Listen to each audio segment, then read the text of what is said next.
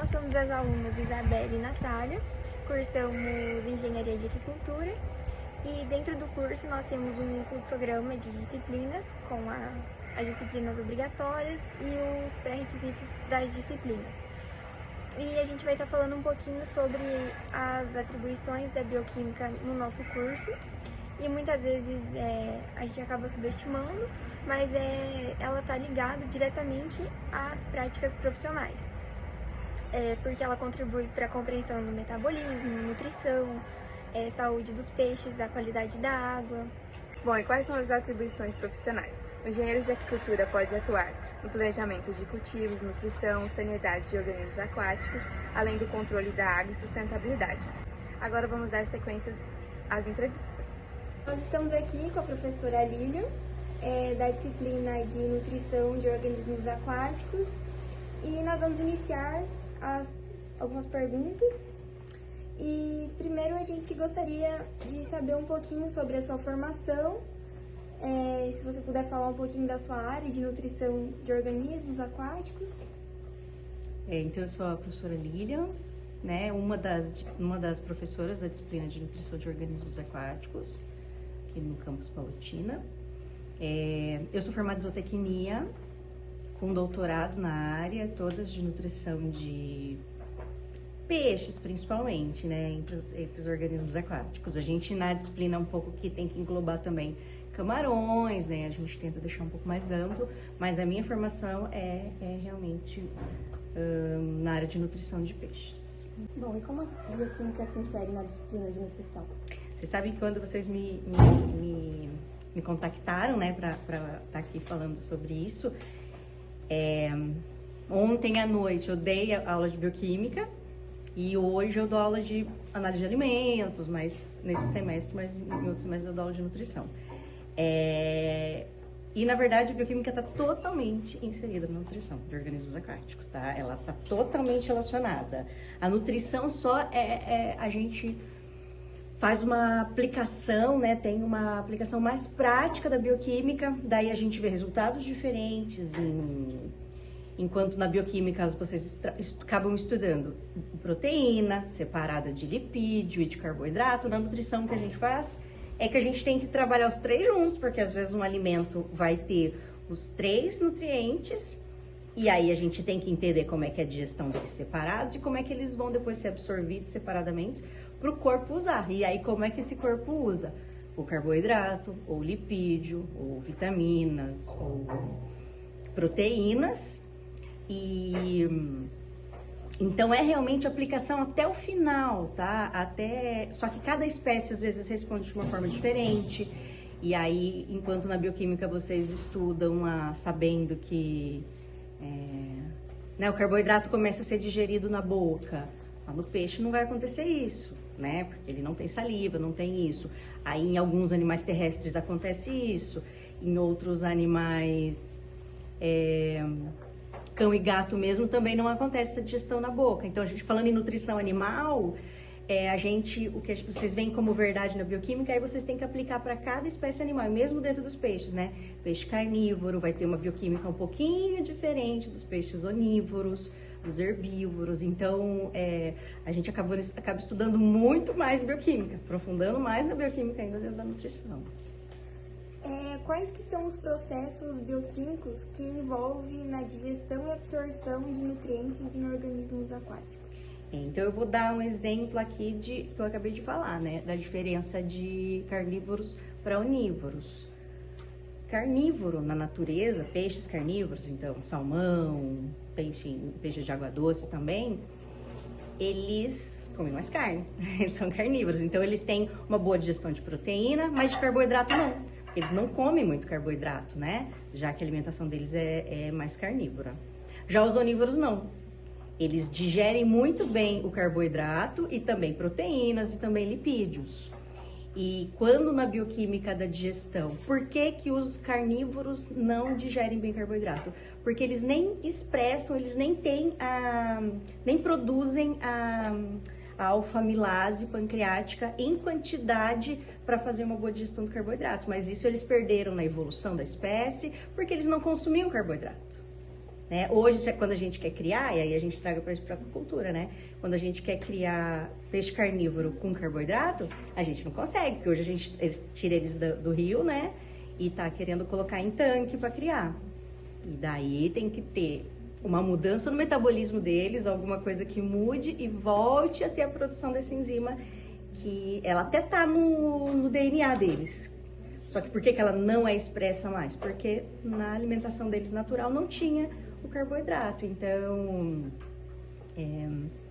a gente, de novo, entendendo a bioquímica como seria o normal, na nutrição, dependendo do hábito alimentar da espécie, né, do ambiente que ela vive e de alguns outros fatores, muda alguns processos bioquímicos de digestão e absorção.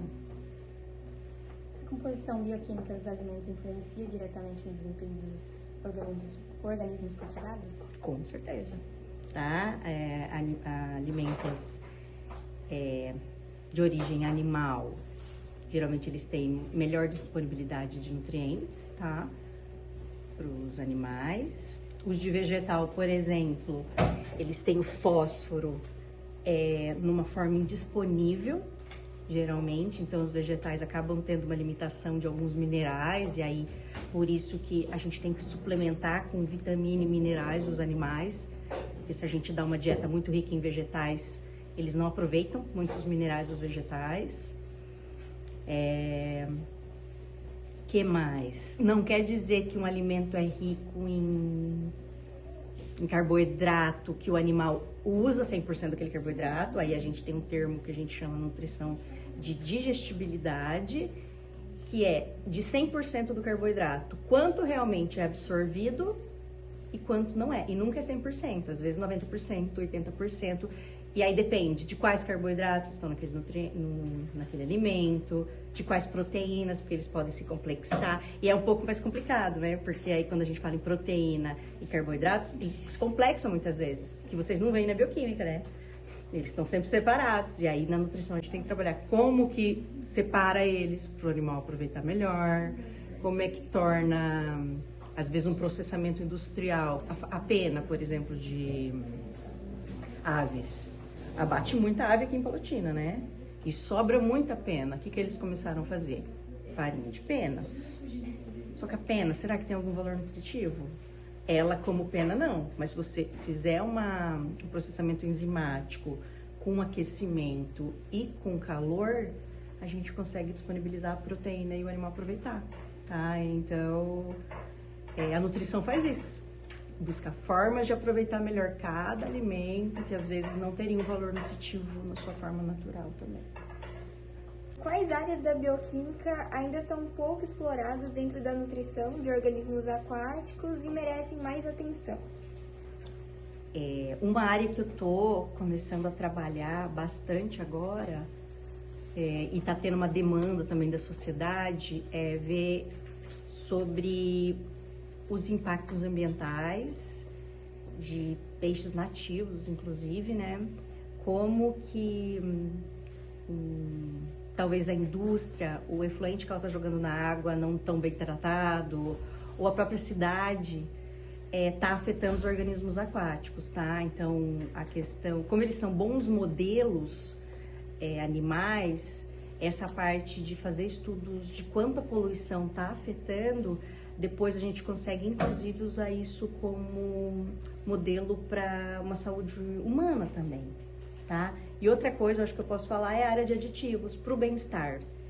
Então, do mesmo jeito, como o peixe vive pouco tempo, a tilápia, por exemplo, o cultivo dela é muito curto, a gente, muitas vezes, quando abria um peixe, a gente via que o fígado dele estava em péssimo estado, alguns órgãos estavam em péssimo estado. Então, também trabalhar com nutrientes, né, que melhorem o bem-estar e a saúde desse animal. Sempre tentar trabalhar junto. Não só a produtividade de carne, né? Se preocupar com o bem-estar também, cada vez mais. Bom, nós estamos aqui com a Sara. Ela está fazendo doutorado em nutrição de organismos aquáticos. Tudo bem, Sara? Oi, tudo. Você poderia nos contar um pouco sobre sua formação acadêmica e como deu sua trajetória até chegar à área que está atualmente? Sim. Eu me formei em 2019 no estado de Rondônia. Eu fiz engenharia de pesca pela Universidade Federal de Rondônia. Quando eu terminei a minha graduação, aí eu prestei alguns vestibulares, né? Não vestibular, provas para poder seleção para o mestrado. E aí, tanto eu fiz aqui para o Paraná como para o estado do Amazonas. E aí saiu o resultado aqui da UniOeste e fui selecionada para estar fazendo mestrado aqui. Então eu comecei a fazer aqui em 2020 o mestrado, terminei em 2022.